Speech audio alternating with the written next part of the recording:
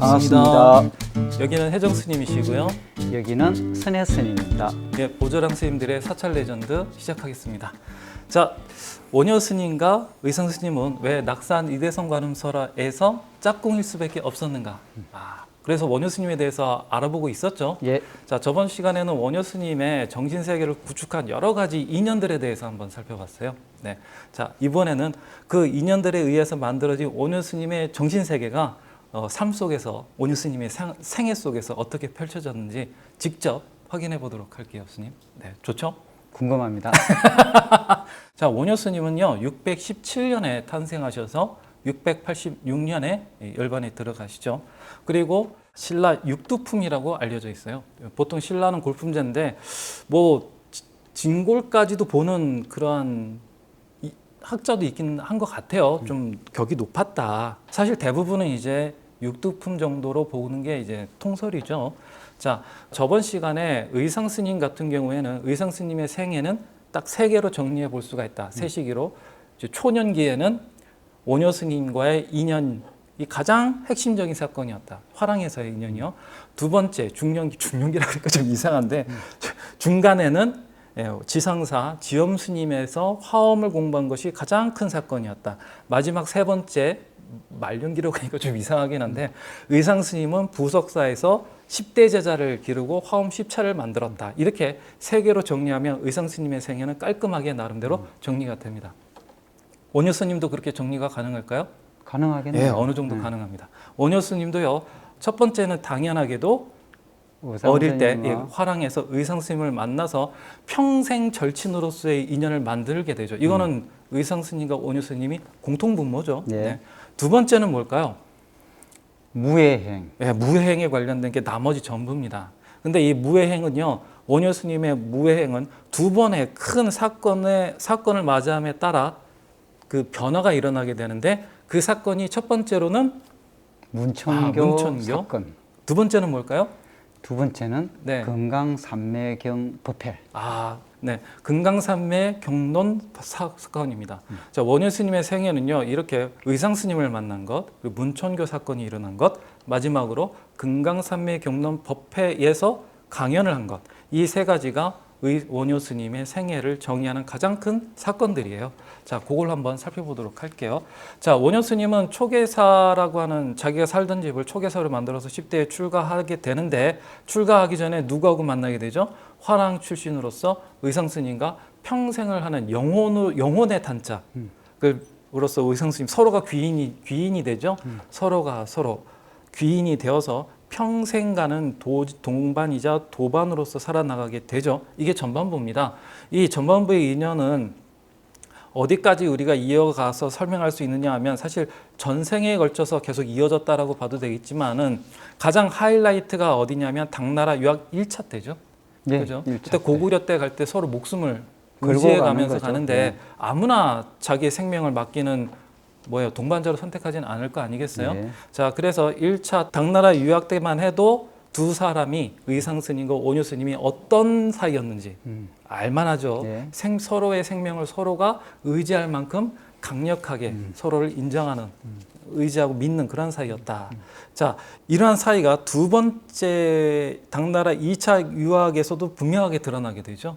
해골물 사건. 해골물 사건이요. 예. 왜냐하면 의상 옆에는 누가 있어야 된다? 원효가 있어야 된다.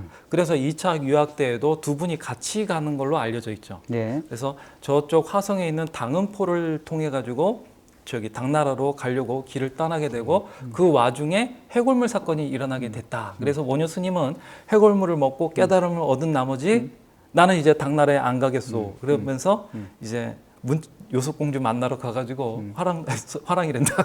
설총도 낳고 이제 무행에 들어갔다 하는 것이 사실은 일반적으로 알려진 내용이죠, 스님. 근데 그건 사실 팩트가 아니에요. 아니죠. 근데 사람들은요. 네. 너무 이야기가 재미있잖아요. 네. 재미있기 때문에 이 재미나는 이야기를요 갖고 가고 싶었던 거예요. 사실은 팩트하고 관련 없이. 원효 스님의 무행은 그 그 이전에 이전부터 이미 있었다. 일어났다. 제가 그 설명 한번 해드릴게요. 네네. 661년에요.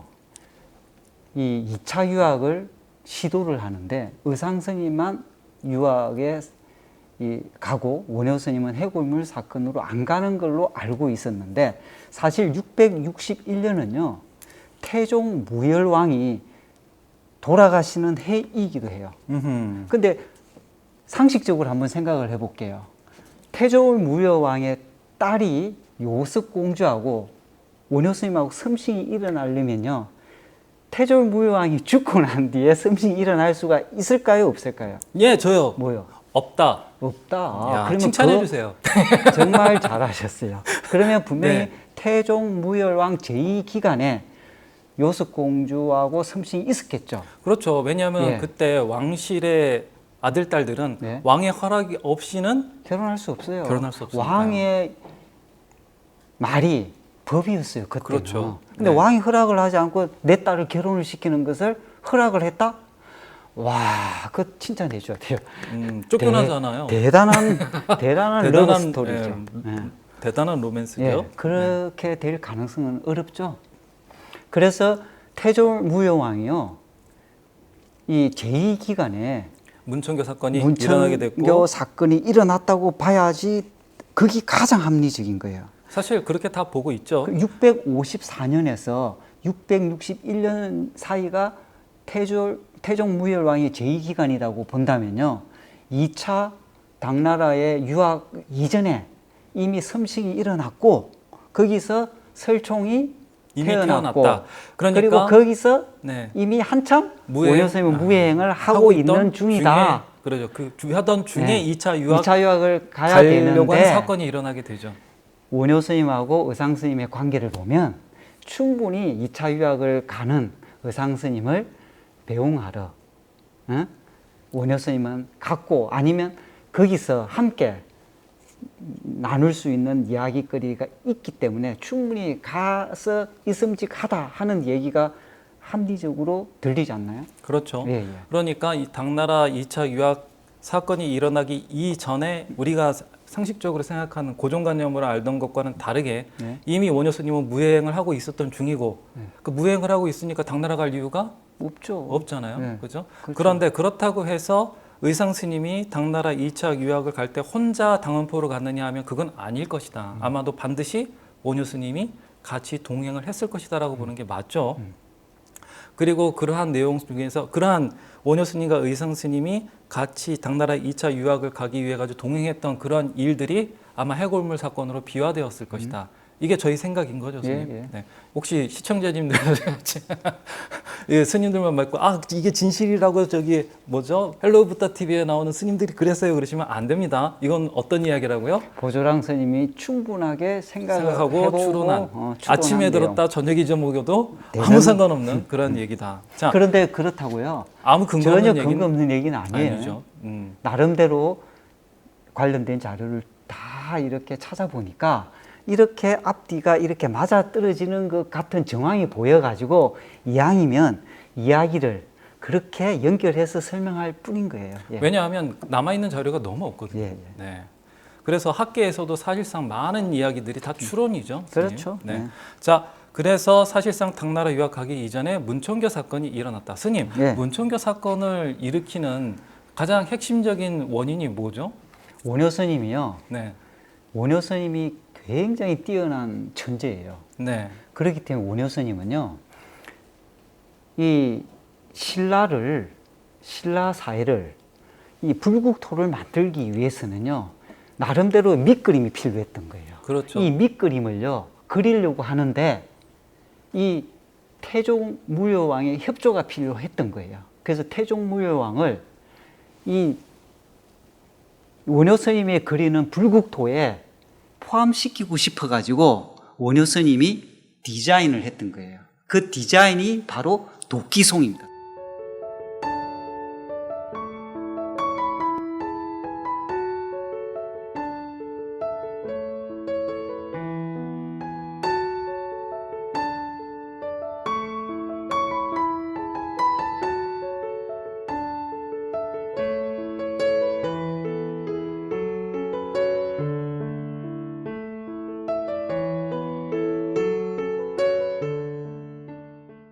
자, 도끼송 한번 설명해 주세요.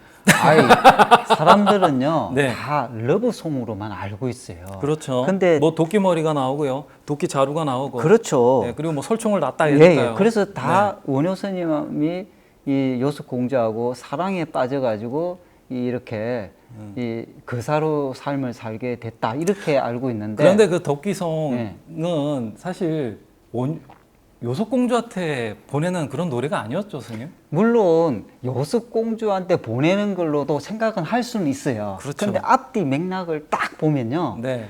원효 스님이요 보통 스님이 아니거든요. 동아시아에서 가장 뛰어난 천재 스님이었어요. 그렇죠. 근데 원효 스님의 꿈은요, 신라를요, 네.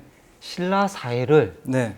부처님의 불국토로 만들고 싶은데 밑그림을 그리려고 하는데, 밑그림에 그리는데 이 가장 걸림이 뭐냐? 무예행을 하는데 걸림이 왕이었던 거예요.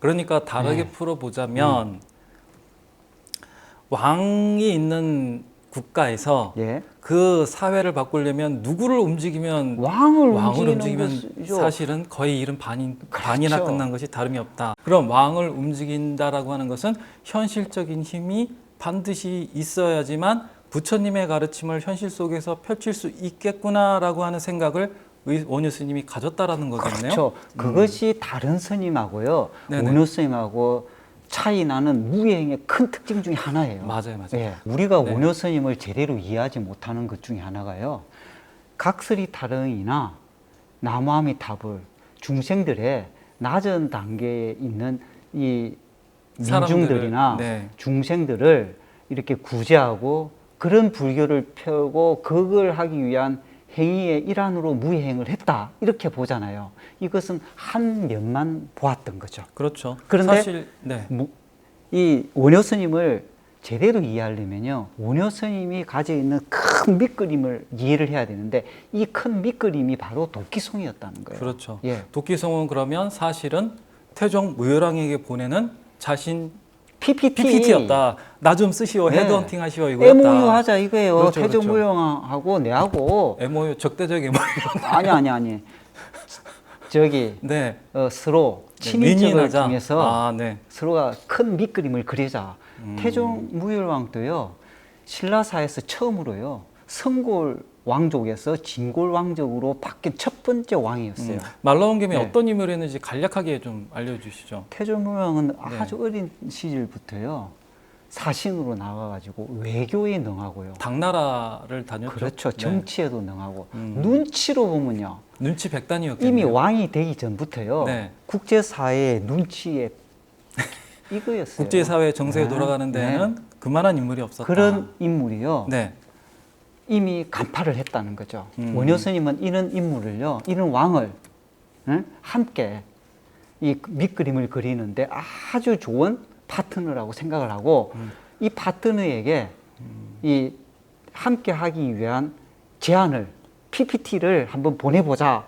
이걸 이제 노래로서 보내본 거예요. 그러니까 예. 태종 무열왕은 그때 당시 세계가 돌아가던 정세에 네. 아주 최고 가는 전문가였고, 그런 전문가의 입장에서 신라 사회가 변하지 않으면 안 된다는 그런 위기감을 절실하게 가지고 있었다. 예. 그런데 그러한 위기감을 태종 무열왕만 가지고 있었던 것이 아니라 원효 스님도 그러한 생각을 함께 하고 있었다라고 하는 것이 바로 도끼송에서 그렇죠. 이제 드러나게 되었다 그거죠. 원효 스님이요, 무예행을 통해서요, 이미 우리가 생각하는 일반 스님의 사고를 뛰어넘었잖아요. 그렇죠. 그런데 이 원효 스님이 이 불교를, 부처님의 가르침을 이 신라 사회에 널리 퍼뜨리기 위해서는요, 왕을 변화시키고 왕의 마음을 이렇게 사지 않는 한 어떻게 보면 이 프로젝트를 성공하기 어렵겠다 생각을 해서 이 왕에게 도끼송을 보냈다고 보는 거죠. 그 도끼송 노래가 누가 자루 없는 도끼를 내게 주겠느냐, 어? 내가 하늘을 바칠 기둥을 깎으리라 이래 나오거든요. 그럼 이 기둥이 설총일까요? 아니죠, 스님. 그죠. 네, 그런데 새로운- 우리는요, 네. 어떻게 해석을 하느냐면요, 러브송으로 요습공주하고 네. 이렇게 사랑을 해서 설총을 놓고 네. 이걸로 인해서 이 이제 파괴를 하고 개인적인 무행으로 무행을 들어갔다. 하는 것으로 갔단 말이에요. 네. 이러다 보니까 원효 스님을 한쪽 면만 보게 된 거예요. 예, 사실 예. 당시에 가장 강력한 힘을 가진 세력은 두 군데라고 볼 수 그렇죠. 있잖아요. 왕 하나는 아니면 왕실, 하나는 불교 세력. 기성불교 세력이었잖아요. 예. 그럼 원효 스님이 사실상 기성불교 세력을 전부 설득시키는 것보다는 뭘 선택했다고 보는 게 좋겠나요? 왕 한 사람을 예. 설득시키기 훨씬 빠르죠. 빠를 뿐만 아니라 응. 자기의 말을 이해할 수 있는 가능성이 훨씬 기성불교 세력보다도 태종무왕 같이 여러 세계를 보고 열린 마음과 열린 시각을 가진 왕이 오히려 훨씬 더 가능성이 있었다라고 본 거 가성비로 아닐까요? 바라요. 가성비. 지금도요. 지금도 네, 종교 세력을 통으로 변화시키는 거 하고요. 예? 국가 최고 권력자의 마음을 바꿔가지고 더 큰 밑그림을 그리는 것 중에서요. 어느 것이 더 힘들 것 저요, 같아요? 저요. 뭐요? 저 왜요? 국가 권력자를 설득하는 게 더 좋을 것 같아요. 그렇죠. 네. 한 사람만 그럼 저한테도 한 자리 줄 거잖아요. 당연하죠. 네. 그래서 원효 스님도 한 자리 받았잖아요. 그렇죠, 그렇죠. 그게 뭐예요? 음. 분황 원효가 될 수도 있게 만드는 것이 그런 정치적인 힘이 없었다면 가능했을까요? 맞습니다. 그래서 그걸 알아챈 태종문료왕이 요속공주를 보내죠. 그렇죠. 그렇죠. 그래서 썸씽 문청계 사건이 일어나게 되죠. 요속 당시 신라뿐만 아니라 고구려에서도 마찬가지였죠. 왕과 무언가 정치적 동반자, 생명을 서로가 의지하는 그러한 생명의 동반자가 되기 위해서 가장 적극적으로 취했던 게 인척 관계죠. 인척 결혼을 관계. 통해서 특히 결혼을 하는 것이 동맹을 맺는 서로에 거죠. 대한 믿음을 확인하고 이 어떤 정치적 생명을 공존하는 그런 파트너로서 인정받는 것이 결혼이었잖아요. 맞습니다. 태조 왕건도 마찬가지였죠. 그렇죠. 당신 딸하고 나 결혼하고 싶소. 이 얘기는 동맹을 맺고 싶다. 그리고 동맹을 맺고 싶다라고 하는 얘기는 나 당신 딸하고 결혼하겠다. 이거 같은 의미였죠, 스님.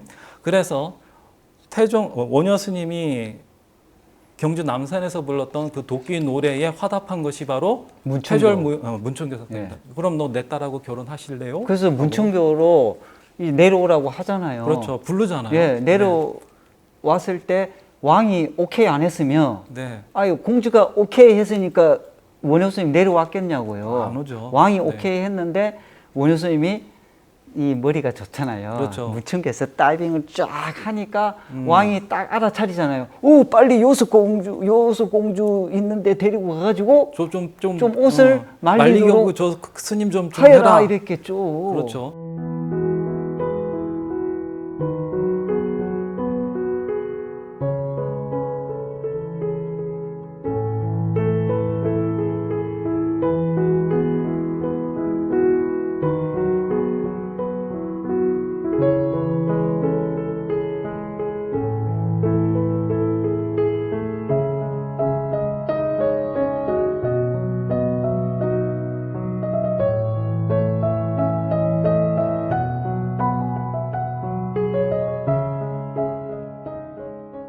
설총 난 뒤에 사실은 원효 스님이 요속공주를 별로 안 찾아다녔어요. 그죠?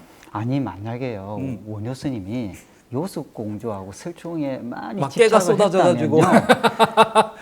아유 원효 스님을 만나기 위해서 요수공주와 설총이 절 근처에서 대기 타고 기다리고 기다리고 있었죠. 멀리서 원효 스님을 오나, 바라봤다 이런 이야기가 전해질까요? 예. 아니 자기 집 가면 되는데 그렇지. 얼마나 집에 안 그러면 왔겠어요. 원효 스님은 왕실 요속공주를 거의 안 찾아갔다라고 그렇죠. 보는 게 좋겠죠. 원효 스님은 목표를 이미 이루었던 거죠. 그렇죠. 그래서 그 다음에 뭘 해야 될까요?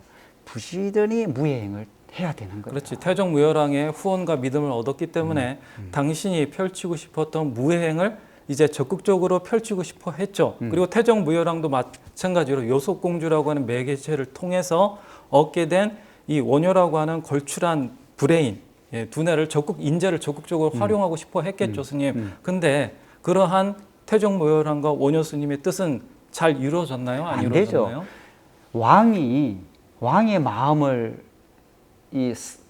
얻어가지고 어떻게 보면 이 형식적인 기반은 구했다고 해도 실질적인 세력을 설득을 못 시켰던 거예요. 그러니까 아까 왕조차도. 얘기했던 예. 왕실이라고 하는 세력과 예. 기성 불교 세력이라고 하는 두 세력이 있었는데 왕실 세력은 어떻게 가능했는데 기성 불교 세력은 그러한 오뇨 스님을 오히려 배척했죠. 견제하기 시작했다. 왜냐하면 이제 오뇨라고 하는 인물이 왕과 인연이 지어졌으니 더 강력한 힘을 얻게 됐잖아요. 예. 그러면 원래 기득권은 뭘 두려워하나요? 새로운 경쟁자가 등장하는 걸 두려워하죠. 굉장히 싫어하게 되겠죠, 스님. 그래서 끊임없이 오뇨 스님은 견제를 당할 수밖에 당하게 됩니다. 없죠. 네. 그런데 그 와중에서 이제 태졸무열왕께서 덜컥 돌아가시게 되죠. 네. 돌아가시자마자요.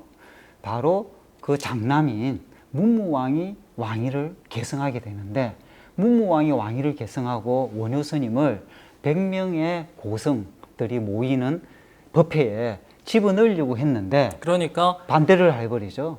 누가 반대를 하죠? 기승불교 세력이요. 그러니까 예. 당시 백고자 대회라고 하는 것이 당시 신라 불교계에서 가장 권위 있고 힘세고 명망 있고 그러한 스님들 100명을 뽑아서 불교 법문을 하는 그러한 행사였죠. 예. 그 중에 한 명을 원효 스님으로 집어넣으려고 문무왕이 했는데 이 얘기는 이제 문무왕이 원효 스님을 중하게 쓰려고 했는데 기성 세력이 반대해서 참석하지 못했다. 예. 이 말씀이시죠? 그러니까 100명 중에 한 명이에요. 그러면 확률로 보면요. 100대 1인, 99대 1인데 99대 1, 0, 어때요? 1%. 네. 1%도 싫었던 거예요. 그 여지를 주기 싫었던 거죠. 예, 예. 네. 그래서 원효 스님을 차버렸던 거죠. 못 들어오게. 그러자 문무왕이 좌절해 버렸나요? 아니면 아니죠. 약 물고 문무왕이 네. 이거 봐라. 좋다. 마지막 수를 쓰자.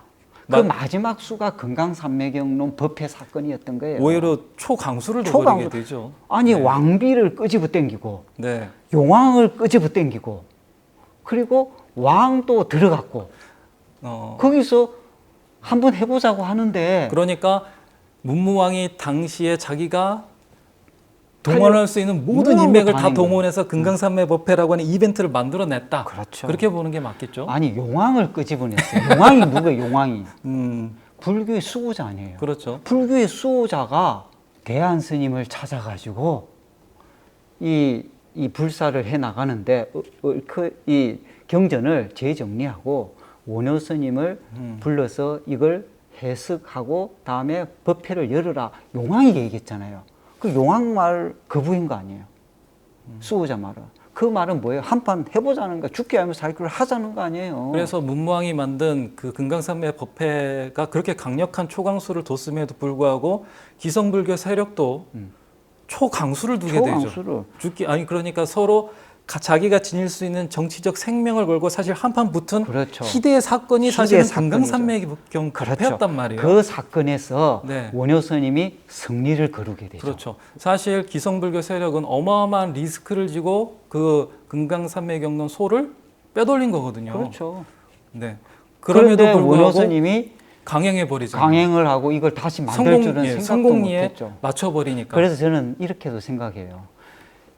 이 금강산매경론의 연기 이 이야기가요. 한국에는 없거든요. 왜 중국에만 있냐 이거예요. 한국에는 이 얘기가 남기가 싫었던 거예요. 그러니까 금강산매경론 법회가 기성불교 세력에게는 얼마나 치욕적인 사건인지 알만한 대목 같아요. 그러니까 한국의 기록은 싹 없죠. 없애버리고 싶었겠죠. 자, 원효 스님하고 관련되는 기록들이요. 가장 중요한 1차 기록이요. 다 국내 기록은 없어요. 다 외국을 통해서 만들어진 기록이거든요. 그렇죠. 응? 그렇다면 이것도 한번 생각해 봐야 되는 거 아닌가요? 왜 원효 스님이 돌아가시고 얼마 안 있어서 원효 스님의 기록이 채 다 사라졌다고 했거든요. 그렇죠. 그 말은 어떤 뜻이겠어요? 기성불교 세력이 자신의 치부를 그리고 가장 강력한 적수였던 원효 스님의 기록을 남기고 싶어하지 않았다.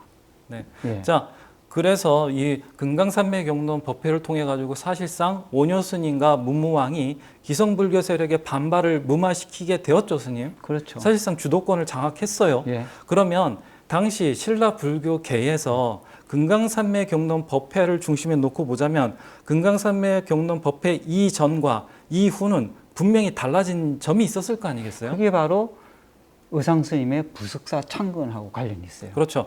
이 금강산매경론 법회 이전에 기성불교 세력이 싫어하던 미워하던 스님이 또 하나 있었습니다. 우상 스님이죠. 네. 왜 싫어했을까요? 아유, 우상 스님이 화엄은- 새로운 걸 시작하려고 예, 했잖아요. 기성 세력이 처음 보는 거거든요. 네. 화엄이라고 하는 것은 자기 기성불교 세력이 보기에는 너무너무나 자리를 잡게 되면 대적하기 힘든 그러한 불교의 새로운 학문이라고 생각을 한 거겠죠, 스님? 예. 네.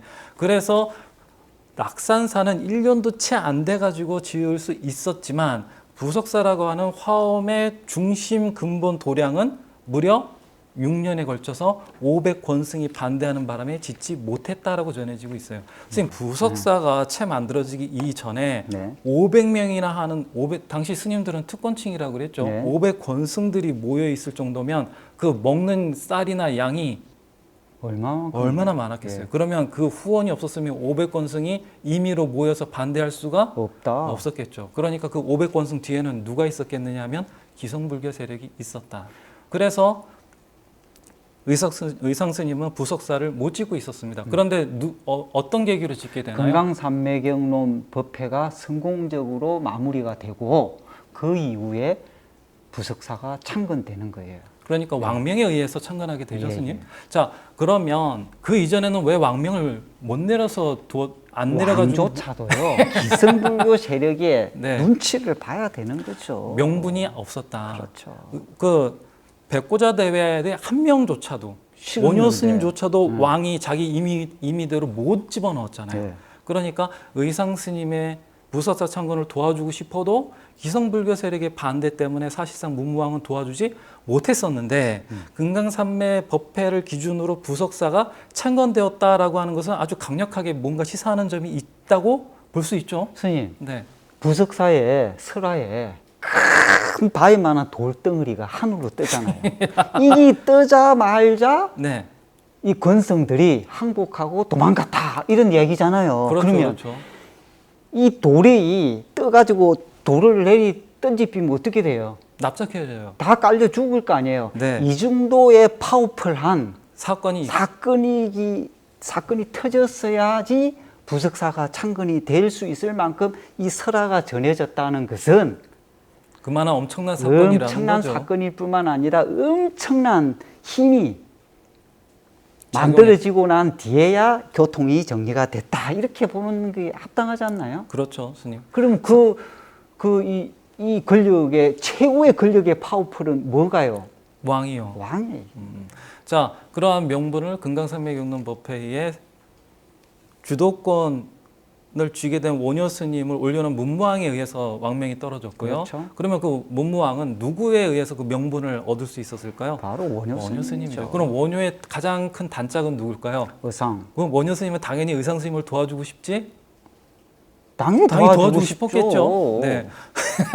그리고 그 이후로요. 네. 원래는 신라불교는요 왕실 사찰이 많았어요. 네. 왕실 사찰 자체가 기성불교 세력에게 주는 절이었단 말이에요. 그렇겠죠. 그런데 그런 왕실 사찰은 하나도 안 지어지고 무슨 사찰들이 막 등장하느냐? 화엄 사찰. 화엄 사찰들.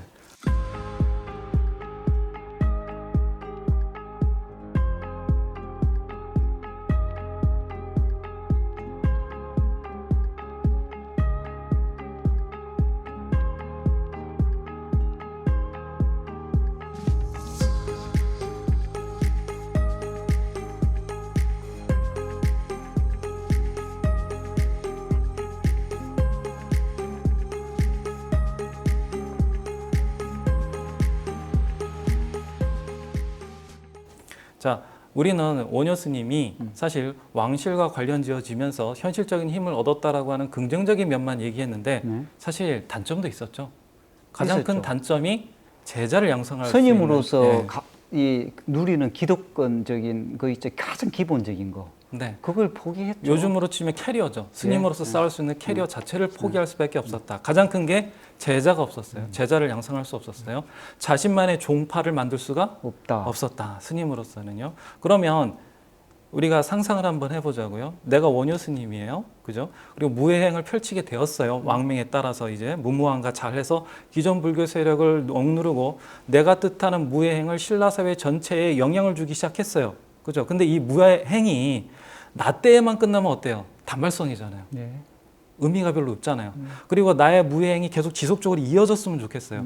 그러면 나의 무예행을 이어받을 제자가 있어야 되는데 자기는 제자를 양성할 수가 없다. 없어요. 그러면 또 하나 자기의 제자가 지속적으로 생기고 그 제자들이 믿고 의지할 만한 종파도 만들 수가 없다. 없다. 그러면 나의 대신 이 무예행이라고 하는 이 행위 자체를 계속 지속적으로 이어줄 만한 영혼의 단짝이 신라에 누가 있느냐 찾아보면 우상, 예, 우상. 의상이 있었던 네. 겁니다. 자기가 못했던 역할은 누가 대신해 줄 수 있었어요? 의상 스님이. 의상 스님이 해줄 수 있었다라고 보는 거죠. 무예행 자체의 무예가 사실 화엄경에서 나오는 말이잖아요. 그렇죠. 그걸 보면 우리는 의상 스님과 원효 스님이 서로 대놓고 짜가지고 이렇게 일을 만들었다라고 할 수는 없겠지만 서로 우연의 일치가 됐던 무의식적으로 두 가지가 결합이 되었던 상관없이 서로에게 어떤 이런 시너지 효과라고 해야 되겠죠. 서로가 서로에게 아주 강력하게 영향을 미치는 관계가 계속 지어속되었다라고 보는 게 맞을 것 같아요. 실제로 원효 스님의 금강산맥 경론 법회로 인해서 원효 스님의 생각했던 무예행의 가장 큰 수혜자가 사실은 의상 스님이거든요. 네. 그로 인해서 화엄이 사실 한국에 뿌리를 내리게 됐죠. 한국에 뿌리만 내렸나요?